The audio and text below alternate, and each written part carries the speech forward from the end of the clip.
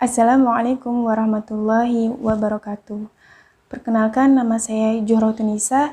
Saya mahasiswa program profesi Nurse Tikes Surya Global Yogyakarta angkatan 25 dari kelompok 6. Di sini saya akan menjelaskan mengenai penanganan kegawat daruratan pada pasien dengan aritmia. Sebelumnya, izinkan saya terlebih dahulu menjelaskan mengenai definisi dari aritmia itu sendiri. Aritmia adalah gangguan yang terjadi pada irama jantung.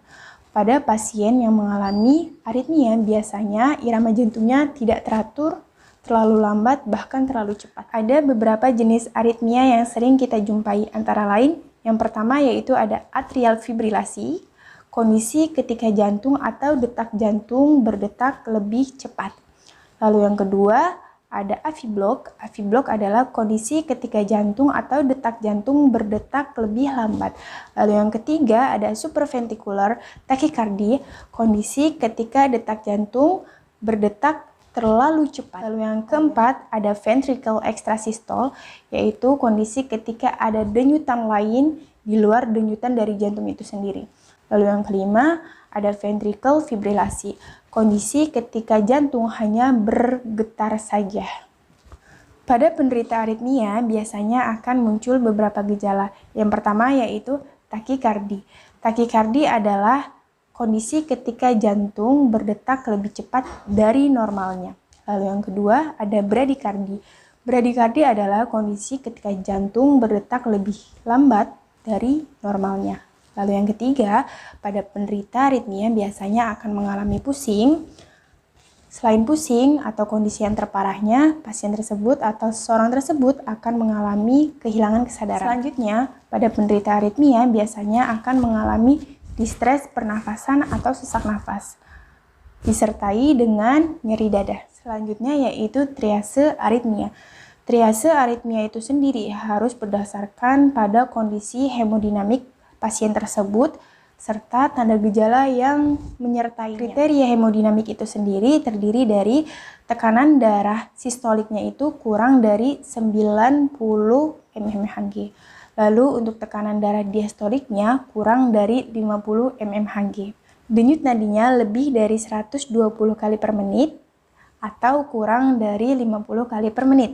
Lalu untuk pernafasannya lebih dari 30 kali per menit atau kurang dari 10 kali per menit.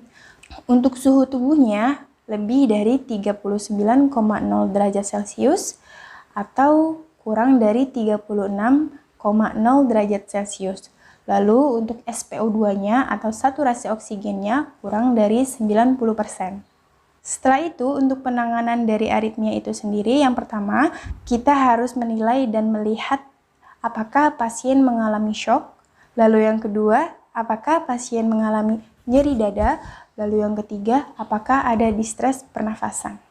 Caranya seperti apa? Yang pertama, kita harus melihat atau menilai dari status hemodinamik pasien tersebut. Caranya yaitu dengan melakukan evaluasi klinis secara keseluruhan.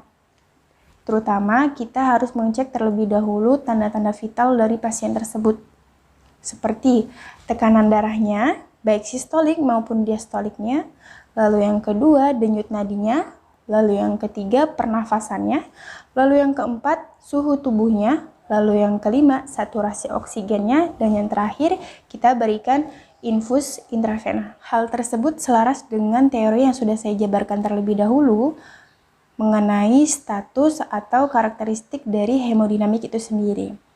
Kita melakukan pemeriksaan tekanan darah, kita pastikan apakah tekanan darah dari orang tersebut, baik sistolik ataupun diastoliknya, melebihi maupun kurang dari kriteria hemodinamik yang sudah saya sebutkan tadi.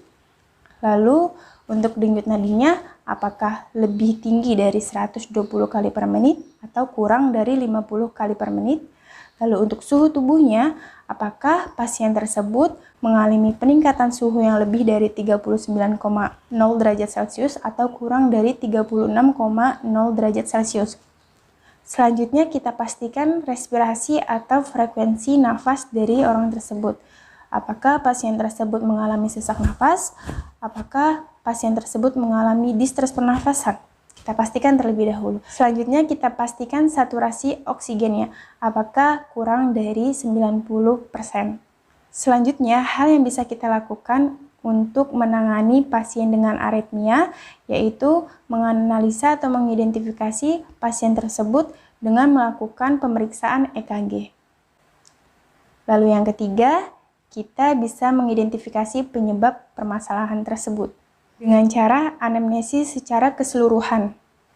Lalu yang kedua dengan data penunjang dari laboratorium, lalu yang ketiga dari ronsen torak, lalu yang keempat bisa dengan hasil EKG yang sudah kita lakukan tadi, lalu kita analisa. Lalu yang terakhir kita obati ketidakstabilan dari hemodinamik dengan melakukan tata laksana penyebab reversibel. Lalu yang kedua, kita bisa memberikan obat-obatan. Lalu yang ketiga, pertimbangkan kardioversi atau indikasi pemasangan pacemaker.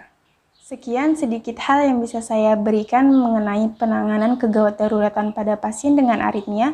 Semoga apa yang saya jelaskan dapat bermanfaat untuk semuanya. Assalamualaikum warahmatullahi wabarakatuh.